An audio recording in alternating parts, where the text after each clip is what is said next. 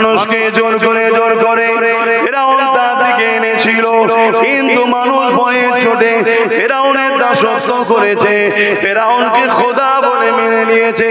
এই যুবকেরা, তরুণীরা, আমার নবী পাকের প্রেমিকেরা কিন্তু ফেরাউনের দরবারে, ফেরাউনের ঘরে একজন মহিলা কাজ করত, যিনার নাম হলো মা সাদরা। যিনি বড় গরীব ছিলেন, 3টে পুত্র সন্তান ছিল, স্বামী ছিল না। ফেরাউনের এই খোদাইত্ব দাবিকে ওই আম্মা মা সাদরা কিন্তু মেনে লাইনে, তাই তিনি আল্লাহকে আল্লাহ বলে মানে, মুসা নবীকে নবী বলে মানে। ঠিক এমন সময় একদিন ফেরাউনের বাড়িতে হাত থেকে কাকুইটা পড়ে গেছে। হযরতে মা সাদরা যখন কাকুইটা তুলতে গেছে, বিসমিল্লাহ বলে তুলেছে।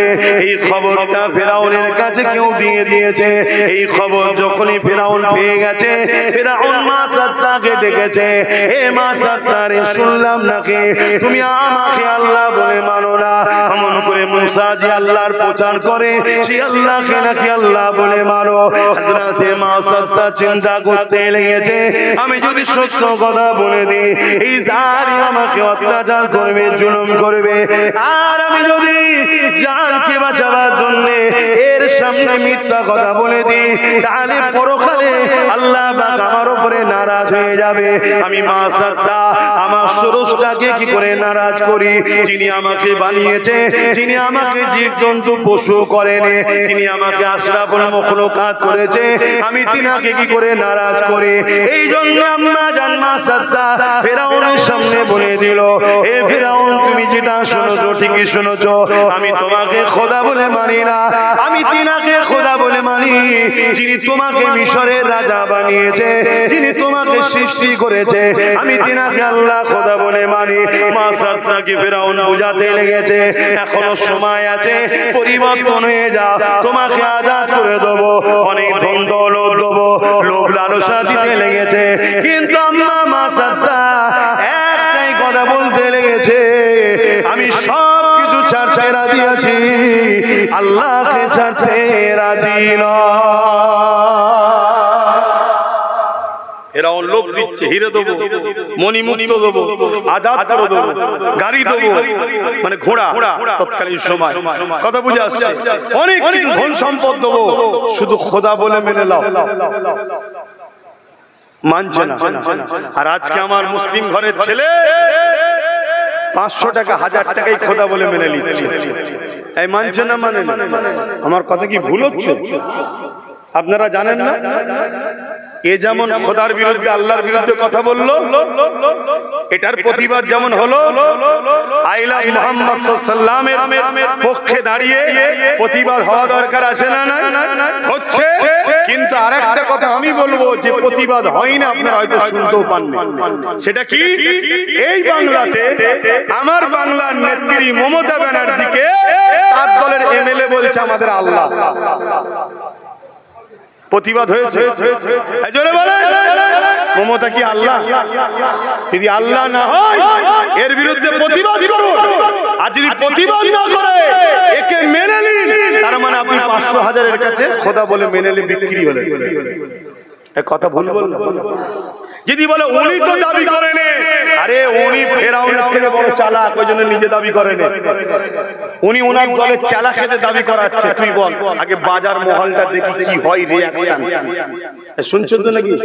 ফেরাউনটা এত এডুকেটেড পারসন ছিল না, মূর্খ ছিল তো, তাই ডাইরেক্ট বলে দিয়েছে আনা রব্বুকুমুল আলা। এগুলো তো শিক্ষিত ফেরাউন তো। শুনছেন না? শুনেন? হ্যাঁ, এই জন্য ডাইরেক্ট বলছে না, কি করছে? দলের লোকেদের দিয়ে বলছে আমাকে আল্লাহ বলে প্রচার কর। আগে সমাজের মুসলমানগুলো কিভাবে খাই দেখি, কতটা আমার গোলাম হলো দেখি, আমি ওই ভান্ডার দিয়ে কতটাকে গোলাম বানিয়েছি, আমি ইটা সিঁড়ি উটা সিঁড়ি দিয়ে কতটা গোলাম করেছি, একটু দেখা দরকার আছে না? না। তারপরে যখন দেখবো যে খদ্দের তো ভালোই হয়ে গেছে, তখন না হয় ডাইরেক্ট দাবি করবো যে আমারই উপাসনা করতে হবে। শুনছেন তো নাকি? অসুবিধা হলো কথাটা? কি গো মুসলমানেরা গায়ে লেগে গেল না? সবই ঠিক আছে, ওর বিষয়ে বলেছিলেন, ঠিকই বলেছে, এটার বিষয়ে বলতে গেলেন। এরকম মুসলমান আছেন নাকি? আমি ও মুসলমান নই ভাই, অতএব ও ইসলামের দুশমন, এও প্রকাশ্য দুশমন, এ ছদ্মবেশী বন্ধু সেজে দুশমন। রাসূলের ভাষায় ওর থেকে ভয়ানক। কেন? ওকে আমি চিনি, একে আমি চিনি না। একে বন্ধু মনে করে আপন করেছি, একে বন্ধু মনে করে জায়গা দিয়েছি। আর এই জায়গা নিয়ে আমার মাদ্রাসাকে মিটাচ্ছে, এই জায়গা নিয়ে আমার কওমের চাকরি মিটাচ্ছে, এই জায়গা নিয়ে 2000 কেস দিয়ে ছেলেদেরকে জেলে ভরেছে, যা জায়গা নিয়ে আজকে বলছে দিল্লিকে আন্দোলন করো, জায়গা নিয়ে বলছে কোরআন শেষ হবে, আমার উন্নতি শেষ হবে না, জায়গা নিয়ে আমাদের সাহায্য নিয়ে আজকে বলছে মুসলমান ভাবো আল্লাহ দাবি করছে। শুনেছেন না? শুনেছেন? কেউ সাক্ষী দেন, শুনেছেন তো নাকি? আমি যে কথাটা বললাম যে কোন এক এমএলএ একে আল্লাহ বলেছে, এটা শুনেছেন? হ্যাঁ কি না? হাত তুলে সাক্ষী দেন। তাই দেখেন এতগুলো লোক শুনেছে। তাহলে বলুন এর বিরুদ্ধে প্রতিবাদের দরকার আছে না? আরে রাজনীতি, আমি এখানে কোন রাজনীতির লোকের হয়ে বলতেছিনি, আমি আল্লাহ ও রাসূলের হয়ে বলতে এসেছি। শুনছেন না? শোনেন না? কিন্তু আমরাই তো দুঃখ এদের পাশে দাঁড়িয়ে এদেরকে সাপোর্ট করে ক্ষমতায় আনি। এরাই তো মদ, এরাই তো হজ হাউসের মধ্যে মদ খায়, এরাই তো হজ হাউসের মধ্যে মদের বোতল ঢুকায়। শুনছেন? তাহলে বলো আল্লাহ আমাদেরকে ছাড় দিয়েছে, ছেড়ে দেবে? এখনো সময় আছে, পরিবর্তন হও, পরিবর্তন হও। সামনে দেখে লাভ নাই, পিছনে দেখে লাভ নাই, কি হবে ভেবে লাভ নাই। আল্লাহর জন্য জীবন লাগলে দেবো, আল্লাহর জন্য মাল লাগলে দেবো। এটাই তো ঈমান যদি হয়ে থাকে, তাহলে ওই আদর্শ তৈরি করো। হযরত ইব্রাহিম আলাইহিস সালামকে যখন আগুনে নমরুদ ফেলে দিয়েছিল, আল্লাহ পাক বলে দিয়েছিল আগুনে ইব্রাহিমের জন্য ঠান্ডাদায়ক আরামদায়ক হয়ে যা। ইব্রাহিম নবীর জন্য আগুনের মধ্যে ফুলের বাগিচা হয়ে গিয়েছিল। কিন্তু দেখা যায় দুটো আল্লাহ পাকের সৃষ্টি মখলুক, একজন মুখ দিয়ে ফু দিচ্ছে, যার নাম হলো গিরগিটি। সে মুখের ফু দিচ্ছে যাতে করে আগুনটা জোরে ধরে ইব্রাহিম যাতে পুড়তে সাহায্য হয়, এই জন্য গিরগিটি ফু দিচ্ছে। গিরগিটি নিশ্চয়ই আমরা চিনি। এই চেনেন তো? গিরগিটি চেনেন না? বাড়ির পাঁচলে থাকে না, ভাট পাড়াতে থাকে, ওইটাই হলো গিরগিটি। দুদিন আগুন ছিল একদিকে, এখন একদিকে, আবার একদিন দেখবেন আর একদিকে।